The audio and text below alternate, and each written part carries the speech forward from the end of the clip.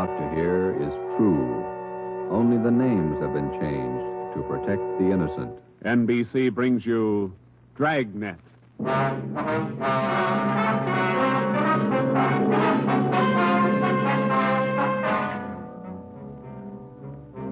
You're a detective sergeant. You're assigned to robbery detail. A ruthless fiend roams the streets of your city masquerading as a police officer. For months, helpless citizens have been robbed, beaten senseless, and kidnapped. The criminal is a twisted genius, vicious, cunning. Your job is to get him.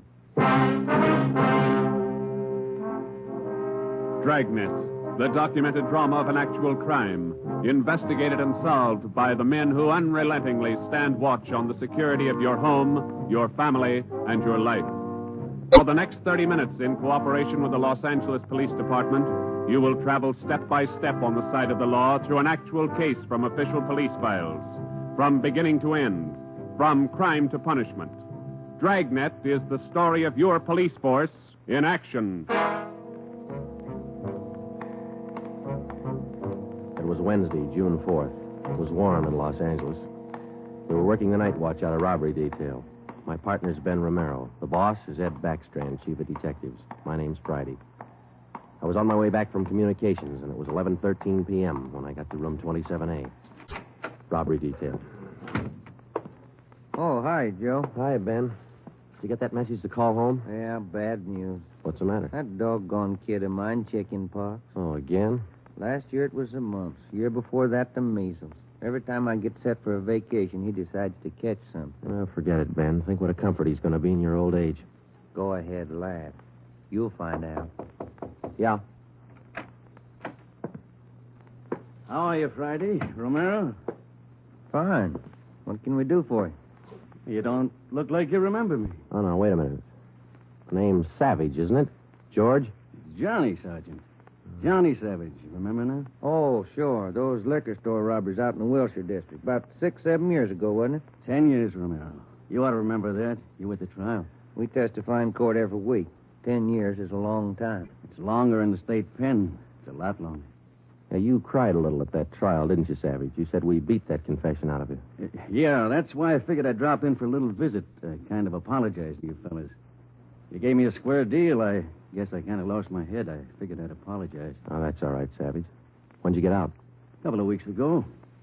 I did it the hard way. Served 10 flat. I don't know my day. You find a job yet? Yeah, Friday. I'm working nights. What kind of a job? Laborer in a warehouse, south end of town. Good. You decided to level? 10 years in prison's a long time. You learn a lot of things. Nights are long, you think a lot. You get things straightened out. I hope you mean that. Sure, I mean it, Friday. I've got everything straightened out. I know who my friends are, and I know who to watch out for. You sound like maybe you're on the right track. I got it figured, Romero. Unlike you two fellas, you caught me red-handed, and you sent me up for 10 years. Well, you did all right, Savage. 5 armed robberies. You got off pretty easy. You got a break, Savage. Make the best of it. Sure, I'm not kicking. 10 years, a real break. That's right. Well, just dropped in for a little visit. Maybe I'll see you fellas sometime. All right, Savage? Keep your nose clean? Sure. No hard feelings. No. You just took 10 years of my life, that's all. There's no such thing as a man going through prison without changing. And Ben and I have seen him switch in both directions. Some men learn their lesson after they land behind bars, and when they're released, they turn into good citizens. Johnny Savage was sour. We made a mental note to check him out later on, and then we went down to the record bureau and pulled his coming out mug. That's about all that we had time for, because about an hour later, we started to get busy. Hot shot, Joe. Grab it. On the corner of Selma and Naples, the drugstore, 211 and probable attack. On the corner of Selma and Naples, 211 and... What you got, Joe? Selma and Naples, 211 and attack. Come on.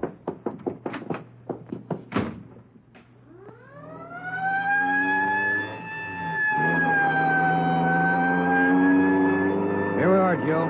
Over there on the far corner. Yeah. All right. Come on. We got the story from the victim, the store owner, Mr. Thomas. For the most part, it was the usual rundown of an early morning holdup. There was only one exception. Oh, I've had young hoodlums try to hold me up before, but there was nothing like this one. How you mean, Mr. Thomas? Well, he came in here just before closing, and ordinarily I'd have kept an eye out because that's the time to look for him. But this fella came to the door and said he was a policeman, so I let him in. He looked like a cop. Barged right up to me and the wife behind the counter and pointed a gun. And she screamed, and he hit her in the face with the butt of the gun. Sergeant, it was horrible. That's the way it started, and that's the way it kept going. Because most of the victims and most people don't realize that as a citizen, they have the right to check on police officers' identification when in doubt. After we got the story from Mr. Thomas and checked the store in the neighborhood, Ben and I headed back for the office. Attention, all units. At the end of North Baxter Road near Hillcrest, victim of 211 and slugging. Car 7172, take the call. Code 3. Attention, all That's units. 4 blocks away from the last one. Let's roll on it, huh, Ben? Right, I'll hit the siren. You get the light. By the time Ben and I got up to the end of North Baxter, the men from car 71 were already there. The victim was telling his story. His face looked like it had been through a meat grinder. I was just shifting the car into second to make the hill when I hear this siren behind me, and I see this red light flashing in the side view mirror. Well, naturally, I pulled over to the curb, and I was just reaching for my driver's license when the cop runs up, yanks me out of the car, and starts clubbing me in the face with the butt of his gun. Did you get a look at him? Think you can describe him? No, I'm afraid not. He swung me around and kept me staring into that red light on his car all the time he was beating me. After a while, everything just went black. When I woke up, my wallet was gone, all my money's... 45 minutes later, Ben and I were interviewing the third victim, a young housewife out in the Wilshire district. Same trademark. I tried to tell him, Sergeant. I tried to tell him I didn't have any money, but he wouldn't listen. He kept holding me by the throat, beating me with his fist like he enjoyed it. Beating me. Yeah, all right, Mrs. Jameson. Could you tell us how he got in the house? He came in the front door and rang the bell. I opened the door, but I left the burglar chain on. He said he was a policeman. So when he demanded I open the door all the way, I did. Then he grabbed me. And you can't describe the man for us, Mrs. Jameson? He was tall, and he had dark hair and big hands. That's all. It was like a nightmare. A horrible nightmare.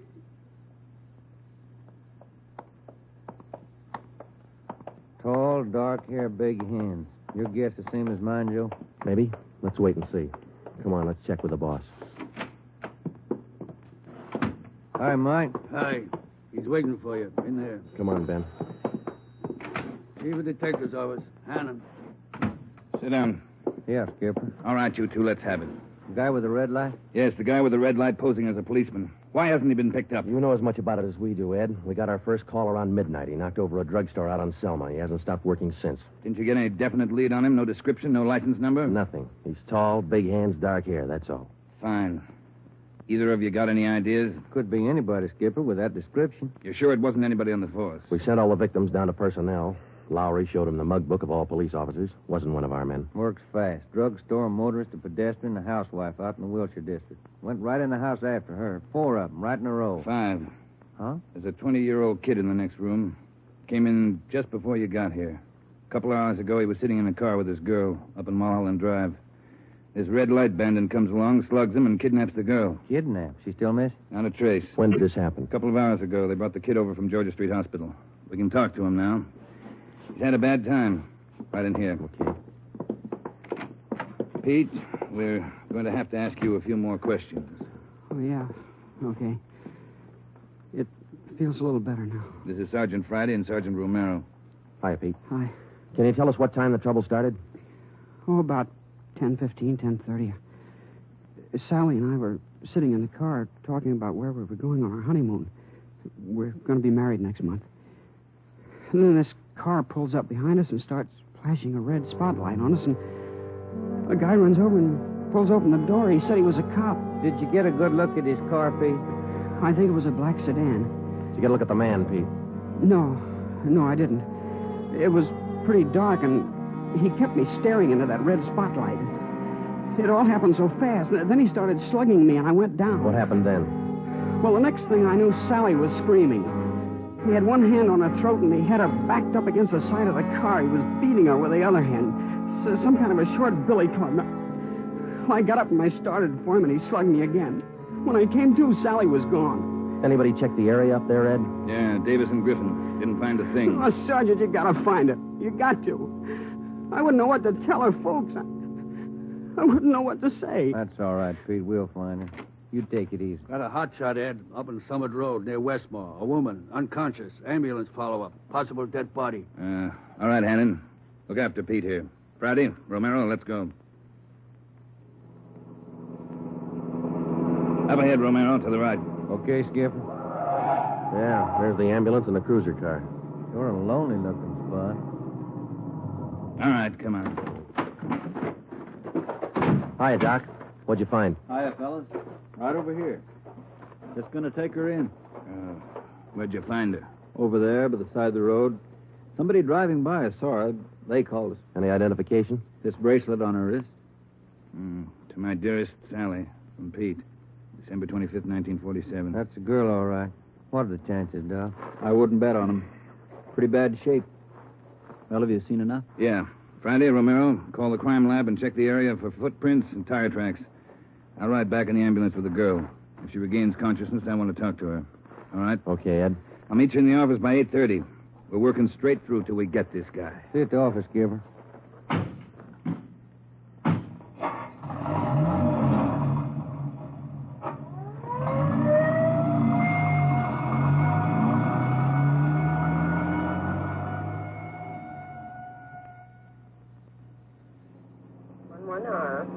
What time you got, Ben?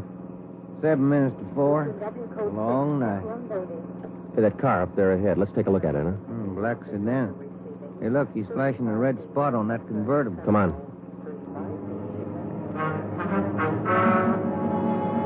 He sees us, Joe. He's pulling away. Get that gas pedal down to the floor. It's already there. He's turning off right. Hit the siren. I'll get the light. We're gaining a little, Ben. Next corner to the left. Joe, where'd he go? The fancy driver. Try the alley up ahead to the left. Must have turned up that cross street. Get through the alley and double back on him. Right. There he is, Ben. Look out. Watch it, Joe. Watch it. He's going to ram us.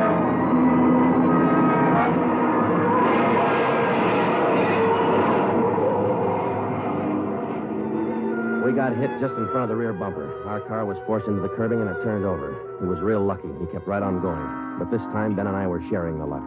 All we got out of it was a couple of nasty cracks in the head and a few bruises, but it was enough to keep us in a hospital under observation for a day. By this time, Ed Backstrand was fuming. So were the newspapers. During the day we spent in the hospital, the Red Light Bandit went on a real blitz. He pulled 6 more jobs, 1 liquor store, 2 residential holdups, and 3 car robberies. 5 of the 6 victims were slugged and beaten. Davis and Griffin had taken over for Ben and me, and by the time we got back on the job, they'd built up a lead for us. We've been working with Wilkerson up in auto theft, Joe. He's used 4 stolen cars already. We got the makes and numbers on each one of them. How about the dark sedan he was driving when he rammed us? The boys picked it up this morning out on Sepulveda. We're checking it for prints now. Well, that's fine, Dave. You got any description on the guy yet? No luck there, Joe. He works too fast. Nothing at all? The same as you had. Tall, black hair, big hands. Loves to use them. Friday, Romero, got a minute? Okay, Skipper. Check you later, Hyundai. Sure thing, boys. Sit down. How do you feel? Pretty fair, Ed. Little stiff here and there. All right, did Davis fill you in? Up to date. Okay, I just called the doctor who's handling Sally Wilder, Pete's girlfriend. You remember? Oh, yeah. She's been in pretty bad shape since we found her up there on Summit Road. This morning she took a turn for the better. She's conscious, and her doctor thinks she might be able to talk to us a little bit. Good. When? About an hour. I cleared it with the doctor and with her family. You'll only be able to stay a couple of minutes, so make the most of them. That's all. All right, Ed. We'll check with you later. Say, Joe, Ben, here's some mail came for you fellas while you were gone. Oh, thank you, Mike. We're going over to the county hospital. We ought to be back in a couple hours. Okay. Say, there's been a couple of phone calls, too. Yeah, anything important? I don't think so. The guy just called to say hello. Said his name was Johnny Savage. He just called to say hello. I presume you men are aware of the girl's critical condition. Yeah, that's right, Dr. Froman. We saw her before she was taken here at the hospital. Yes. You understand, of course, that you'll be able to see her for only a few minutes, and please try your best not to excite her, huh? Right, Doctor. Sally isn't able to talk. Bad mouth and face injuries, so your questions will have to be answered simply yes or no and nod of the head. Okay, we got you. We only have a few questions, and we want to know if she can identify the man who beat her from these pictures we've got here. All right, Sergeant. This way, please. Thank you.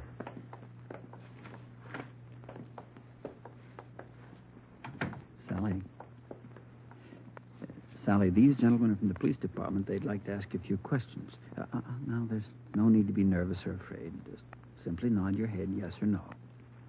Now, that's fine. All right, Sergeant. Sally, did you see the man who attacked you? Yes. She says yes. Did you get a good look at his face? You did. All right, Sally, now you can answer these three together, just yes or no. Was he tall? Did he have dark hair? Did he have large hands? He did. Ben. Oh, yeah, Jim. Hand me the folder. Oh, yeah. Here you are. Thanks. Now, there's just one more thing, Sally. I'm going to show you some pictures. Now, take all the time you want before you make up your mind about each one. If you recognize any one of these men as the person who attacked you, just nod your head, all right? All right, that's fine. Good. Here's the first one. No? All right, here's the next one. No. How about this one? No? All right, here's another. You recognize him? This was the man? Are you sure, Sally? Thank you. That's all. Let's go. Did you find what you wanted, Sergeant? Yes, Doctor, we did.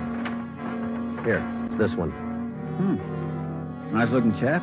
Who is he, Sergeant? His name's Savage, Dr. Froman. Johnny Savage. When we got back to the office, we checked in with Ed Backstrand. In 5 minutes, an all-points bulletin and a full description of the suspect was broadcast to every radio car, every motorcycle officer, to every sheriff and law enforcement agency in Los Angeles and Southern California. By nightfall, the manhunt was on. More than a dozen extra patrol units were called in for duty that night, and when they pulled out of the police garage, the name, the picture, and the full description of Johnny Savage was in the possession of every officer.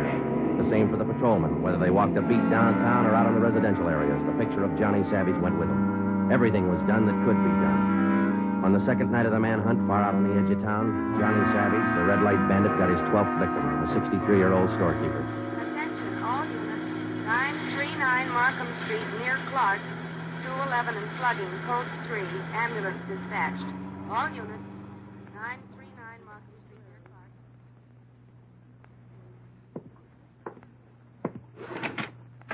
Here it is, Skipper. Tying.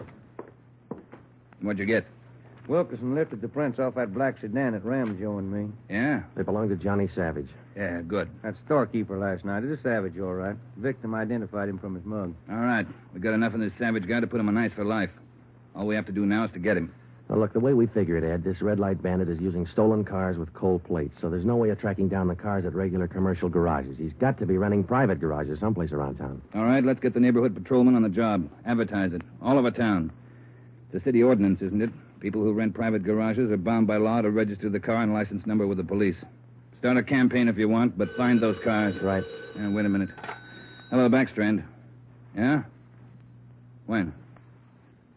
I see. Yeah, thanks. What is it, Ed? It was the hospital. About the girl, Sally. Sally Wilder? What about her? She died 5 minutes ago. That night, everybody went back on the job as usual. The cruiser cars, the patrolmen, the motorcycle officers, and about a dozen decoy cars. Armed policewomen riding alone in cars or parked in lonely spots with a police officer escort. Our car, 80K, was still in the garage for repairs, so they assigned us another one. And we started to make the rounds. Everything was usual. Except one thing. We weren't tracking down just a thief anymore or a sadist who liked to put people's faces in. We were out to get a murderer. It was a perfect night for the suspect. Dark, no moon. I gave Ben 2-to-1 odds, and I put up $5 that we'd get Savage that night. I lost the $5. We cruised until 7 the next morning, but there wasn't even a nibble. We had breakfast at the Federal Cafe, a little restaurant down the street from the city hall, and it was about 8:15 when we got back to the office. We were pretty tired. Rubber detail, Romero. I would like to speak to Sergeant Friday. Just a minute. For you, Joe. Okay, thanks. Friday talking. Sergeant Friday, I want to talk to you. Well, I'm listening. Go ahead. I want to talk to you in person as soon as possible. Can't you tell me over the phone? What is it? I cannot tell you over the phone. It is very important. Can you come now? Well, now, look, mister, I'm awful sorry, but we're very busy down 554 Ramona Avenue. Can you come now? Well, what's this all about? Who is this speaking? My name is Carl Savage. My son's name is John.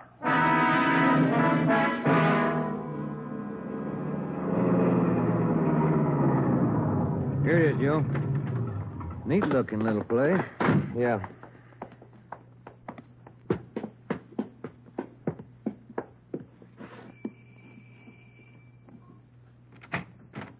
Yeah? I'm Sergeant Friday. You Mr. Savage? Yeah, come in. Okay. This is my partner, Sergeant Romero. How do you do? I will be brief, gentlemen. I am the father of John Savage. I wish for you to catch him. I will help you. I noticed the name on the mailbox outside, Mr. Savage. You changed your name lately? I changed my name 10 years ago when John first got into trouble. My own name I had to change. The shame. Always from him, my son. Shame. Mr. Savage, has your son been home since he got out of prison? Yeah, many times to ask for money. I would not give him any, so he struck me. Last night I read in the newspaper the little girl he beat up. She is dead. Then I make up my mind. Do you know where your son is now, Mr. Savage? Not now, no. But our garage has a car in there. It is not his, I know. Also in the garage, I find many license plates. I find spotlights with red glass lens. But you don't have any idea where we could find him. No, but he will come back. He always comes back for money. We're going to station an officer here in the house, Mr. Savage. Anything you want, if it will catch him. He's bad, Sergeant. Like something poison. All through, he's bad. See a sewing basket over him, Mr. Savage. The wife live here with you? 10 days ago, before this starts, I bury Gertrude, my wife, his mother. Sergeant, for 10 years she's sick, but for 10 years she stays alive to see him from prison. 10 days ago, she died. He did not even come to the funeral. Did your son have any idea that you might call us? No, I don't think so. But when you catch him, give me a gun. With my own 2 hands, I will kill him. Johnny Savage. Before we left, we called Ed Backstrand and we brought him up to date. He sent 3 detectives out to relieve us, Davis, Griffin, and Marsh. We told them to keep an eye on the house and the stolen car in the garage. That night after dinner, Ed Backstrand, Ben, and I went out and relieved them. We parked the cruiser car in the garage next door, and then we took up our post. Carl Savage had a light supper, and then he went to bed about 9. The 3 of us sat at the front windows in the darkened house, and we waited. Ben kept his eye on the garage. Outside, across the city, the manhunt continued as usual. 3 hours went by. The waiting got monotonous. Friday, Romero, look alive, will you? Oh, yes, Skipper. I'm sorry. That clock's enough to put anybody to sleep. What time you got? 12:23 a.m. Thanks. The clock kept ticking. We were tired. We took turns keeping each other awake. At 10 minutes past 2, I looked at my watch, and then I settled back and tried to find some kind of a comfortable position. They started so faintly, it was just like the ticking of the clock. Same rhythm.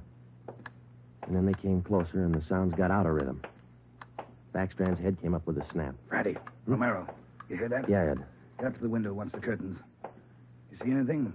Yeah, somebody's coming. Savage? Can't tell. Wait a minute, he's slowing down. He's going up the driveway to the garage. He's going inside. That's him. Come on. Watch it, he spotted us. He went over that fence into the yard. There he is, Friday. You hit him, Joe? Maybe. He's going for the street. He's headed for that car, Ed, that sedan up on the corner there. Yeah, Romero, go back and get the car. Right, Skipper.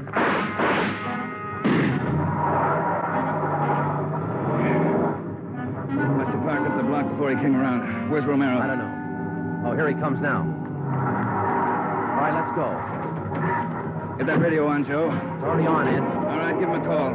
Any sign yet? No, nothing so far. Next corner to the right, Ben. Unit 80K to Control 4. 80K to Control 4. Control 4 to Unit 80K. Go ahead. Clear and keep frequency 4 open. This is an emergency. 80K, roger. Frequency 4, open and clear. Attention, all units on frequency 4. Stand by. 80K, go ahead. Yeah, there he is, Friday, up ahead. Dark blue sedan. Control 4. We are in pursuit of the possible Red Light Bandit. Suspect is driving a dark blue 1949 sedan. License number in the 7 column. 61 Robert 784. Use caution. Suspect is armed. Code 3. Attention, all units. Attention, all units. Unit 80K now pursuing possible Red Light Bandit. Suspect suspect is driving a dark blue 1949 sedan. License number in the 7 column. 61 Robert 784. Use caution. Suspect is armed. Code 3. Your location, 80K. Control 4, we are headed east on Wilshire Boulevard, crossing La Brea. Attention, all units. Suspect is headed east on Wilshire Boulevard, crossing La Brea. Watch it, Romero. Don't lose him. I see him, Skipper. Control 4, still pursuing Red Light Bandit, headed east on Wilshire, now crossing Rossmore. Attention, all units. Suspect is still headed east on Wilshire, now crossing Rossmore. Suspect is armed. Use caution. Code 3. That truck pulling out up ahead. Hit the siren, will you, Skipper? Yeah. Hold on, it's a tight squeeze. Gaining on Romero. A lot of traffic up ahead. He's got to slow down. Control 4, suspect headed east on Wilshire, crossing Western Avenue, closing in. There he goes. Took a right down Sherman Alley. The dead end. Yeah. Control 4, suspect turns south into Sherman Alley, closing in on suspect. Attention, all units. Suspect has turned south into Sherman Alley. Suspect is trapped. Converge on Sherman Alley. There he is, Skipper. Pulling up ahead. He's jumping out. All right, take the mic, will you, Ed? Here. Come on, Ben. I'll direct the other cars in. If you need help, holler. Right, Skipper. All right, which way to go, Ben? Down between those buildings. Come on. He's starting up the back fire escape. All right, keep him busy. All right, Savage, come on down. He wants to go the rough way. One more chance, Savage. Come on down. No use, Joe. He's heading up for the roof. Come on. He climbs like a monkey. Come on, let's get him. Here, I'll give you a hand. Here's the roof. All right, where'd he go? I don't know. Let's spread out. All right, Savage, you're through. Throw your gun out and come out with your hands up. Watch it, Joe. He's running for the edge. He's going to jump. I'll get him. All right, up, guy back here. You lousy copper, you dirty, lousy cop. I'll kill you out. You're through, Savage. You're through.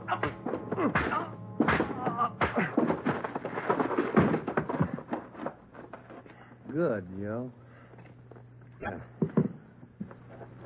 Throw the cuffs on, will you? Yeah, you just betcha.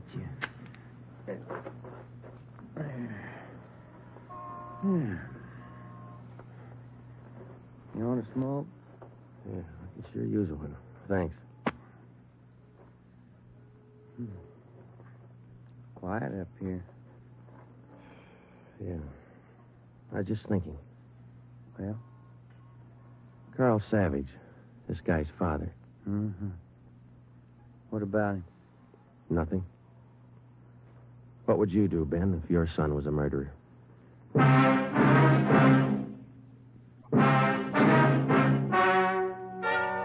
The story you have just heard is true. Only the names were changed to protect the innocent. John Savage was tried and convicted of murder in the first degree. He was executed in the lethal gas chamber at the state penitentiary.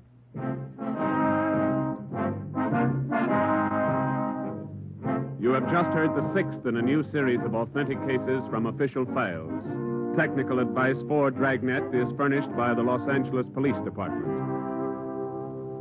Tonight's program is dedicated to Patrol Officer Robert Steele of the Montana State Highway Patrol, who on the morning of November 2nd, 1947, gave his life so that yours might be more secure.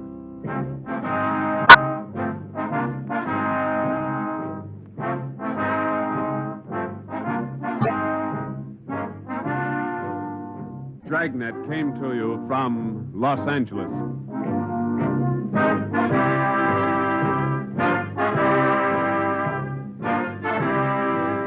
This is NBC, the national broadcasting company.